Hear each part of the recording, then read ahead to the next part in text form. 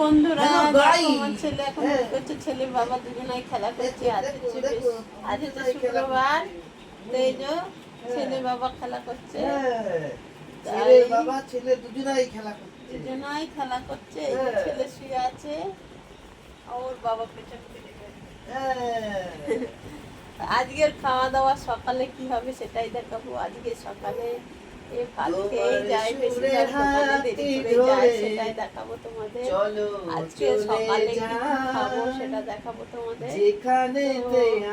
আর কি বলবো, আর অন্নপূর্ণার ভান্ডার খাওয়া হলো না, সেটাই নিয়ে মাথা একেবারে মানে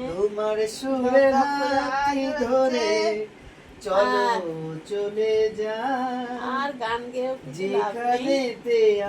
উপরালা যা করবে উপরালার দিকে তাকিয়ে থাকতে হবে। ঠাকুরে যা করতে হবে করবে, সেটাই মেনে নিতে হবে, করার কিছু নেই। হ্যাঁ, এখন যা হওয়ার তো হয়ে গেছে। ফর্ম সাবমিটে পড়ে রয়েছে, জানি না টাকা পাবো কিনা জানি না। তোমরা জানিও কার কার এরকম ফর্ম সাবমিট হয়ে পড়ে রয়েছে, আর টাকা পাবো কিনা সেটাও জানিও। অনেকে তো আমার এই বিষয়ে আর কি কোনো ধারণা নেই, ধারণা নেই বলেই আমি আর কি তোমাদের জানাচ্ছি। তোমাদের যদি ধারণা থাকে এই বিষয়ে, আমি দেখো খুবই গরিব ঘর থেকে বিলং করি, আমি কিন্তু টাকা পাওয়ার যোগ্যতা, ঠিক আছে। আমি কিন্তু আমার ওই টাকাটা দিলে অনেক কাজে লাগে। আমার ছোট বাচ্চা, আমার স্বামীরও সেরকম ভালো অত ইনকামও নেই। হ্যাঁ, তা সেটাই তোমাদের জানাচ্ছি। তা তোমরা কমেন্ট করে জানি, সেটাই দেখাবো। মা কি রান্না করলা? হ্যাঁ, সকালবেলা আলু সিদ্ধ ভাত। কেন বাজার ঘাট খারাপ বলে আলু সিদ্ধ ভাত করে দিল?